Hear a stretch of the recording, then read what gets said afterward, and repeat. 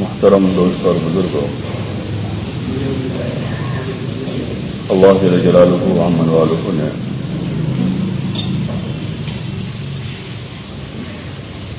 انسانوں پر رحم فرما کر اپنے برگزیدہ بندے انبیاء علیہ الصلوۃ والسلام کو انسانوں کی تربیت، ہدایت اور رہبری کے واسطے بھیجا اور زندگی گزارنے کا ایک بہترین طریقہ انبیاء علیہ الصلوۃ والسلام کے ذریعے سے انسانوں کو سکھایا ہے، جس میں دنیا اور آخرت دونوں جہان کی بھلائی، خیر خواہی اور کامیابی ہے، اور زندگی کے جتنے مراحل ہیں، بچپن سے لے کر بڑھاپے تک، جوانی ہو، بڑھاپا ہو، ہر موڑ پہ ایک انسان خوشحال کیسے رہے، اس کا طریقہ سلیقہ سمجھایا ہے کہ ہر حال میں آدمی خوشحال رہے، اس کی مبارک تعلیمات ہیں، اور زندگی کے جتنے گوشے ہیں، جتنے شعبے ہیں، ان شعبوں سے متعلق بہترین رہبری ہے کہ آدمی اس رہبری کے تحت زندگی گزار کر دنیا میں بھی دکھی نہ ہو، کیونکہ پہلا مرحلہ دین چھوڑنے کا جو نقصان ہے وہ دنیا کا دکھ ہے۔ من اعرض عن ذکری فإن له معیشۃ ضنکا،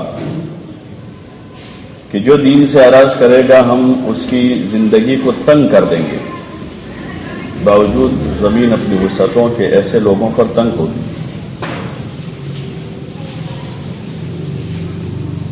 زمین وسیع ہے، آج بھی دنیا میں کتنی وسعت ہے، زمین بہت وسیع ہے، لیکن رہنے والوں پر تنگ ہے۔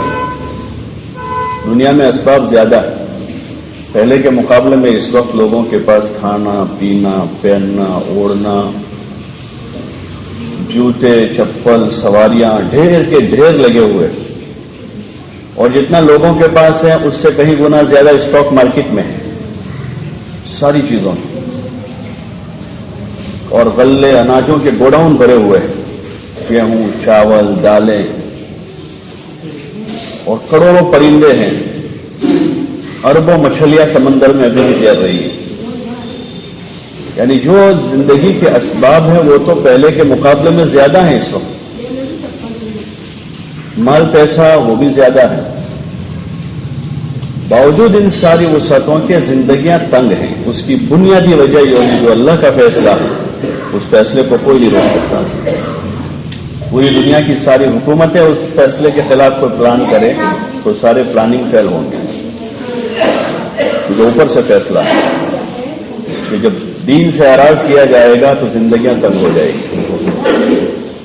یہ جو بیٹھے ہیں سب اچھی طرح یاد ہوگا سب کو کہ 10 بائی 35 کے اوڑے میں 10-12 کا پورا خاندان آباد ہو جاتا تھا،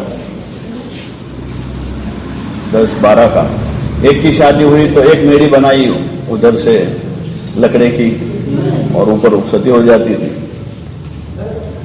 ارے ہوتا تھا نا، 10-12 بھائی بہن ایک ساتھ پلتے تھے 10 بائی 30 میں، کچن بھی اسی میں ہے، باتھ روم بھی اسی میں ہے، بیڈ روم بھی اسی میں ہے، ڈرائنگ روم بھی اندر ہی ہے، کچن بھی اندر ہے، اور سب خوش ایک ساتھ بیٹھ کے شام کو کھاتے تھے۔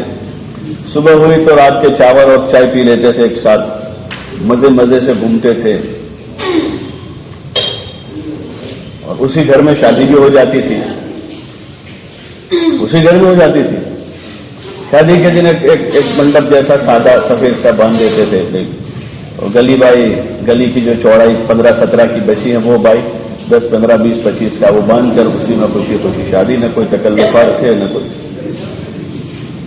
اور آسان زندگی تھی۔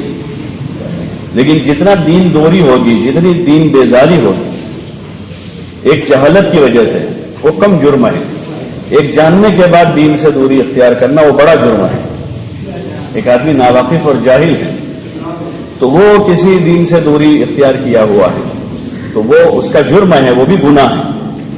لیکن وہ کم درجے کا ہے اس کے مقابلے میں کہ جو جاننے کے بعد کرے. جیسے یہود ہیں، مشرکین اور یہود، اس زمانے میں ان دونوں میں فرق یہی تھا، یہ بھی نافرمان تھے، وہ بھی تھے، لیکن وہ جان بوجھ کر ہٹ دھرمی میں نافرمان مانتے نہیں تھے، انبیاء کی بات کو سنتے نہیں تھے، وہ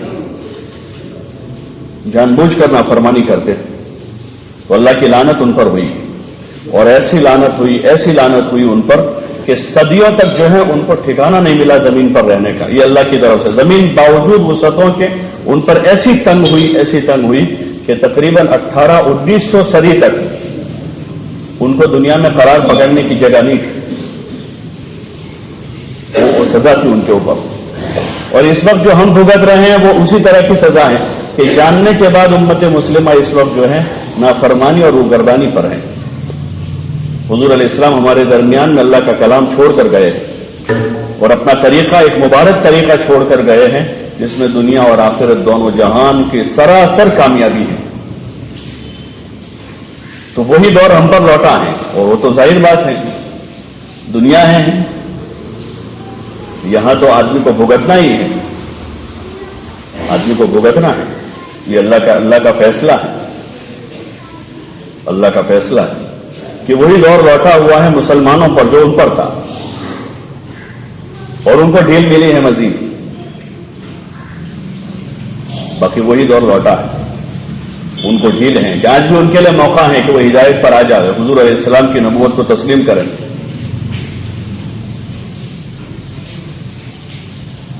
باقی اللہ کا دستور ہے، جیسے ان پر وہ لعنت مار دی گئی. افتؤمنون ببعض الكتاب وتکفرون ببعض فما جزاء من يفعل ذلك منكم الا خزي في الحياة الدنيا ويوم القيامة يردون الى اشد العذاب. کہ تم بعض کتاب کا تو اقرار کرتے ہو، بعض کتاب کا انکار کرتے ہو، یعنی جو تم کو اچھا لگا وہ مان لیتے ہو، جو تمہاری سہولت کا ہے، جس میں تمہارے جی کی چاہت پوری ہو رہی ہے وہ ٹھیک ہے، اور جس میں جی کی چاہت پوری نہیں ہو رہی ہے، اپنی مرضی کے خلاف آ رہا ہے، اس کا انکار کرتے ہو. اللہ مزید آگے فرما رہا ہے کہ ایسے لوگوں کا کیا بدلہ ہو سکتا ہے جو ایسا کام کرے. ما جزاء من يفعل منكم الا خزي في الحياة الدنيا، کہ ایسے لوگوں کے لیے دنیا میں رسوائی ہے، تو خطرناک عذاب ہے، اللہ ذلیل کرتا ہے ایسے لوگوں. الا خزي في الحياة الدنيا ويوم القيامة يردون الى اشد العذاب، اور قیامت کے دن ایسے لوگوں کو سخت عذاب میں ڈالا جائے گا. اللہ ہماری حفاظت فرمائے. اس لیے ہماری کوشش یہ ہو کہ ہم اپنی سطح سے اس کا حل کیا ہے، اس کا علاج کیا ہے؟ اس کا علاج یہی ہے کہ ہم اپنی سطح سے اپنی زندگی پر نظر دوڑائیں.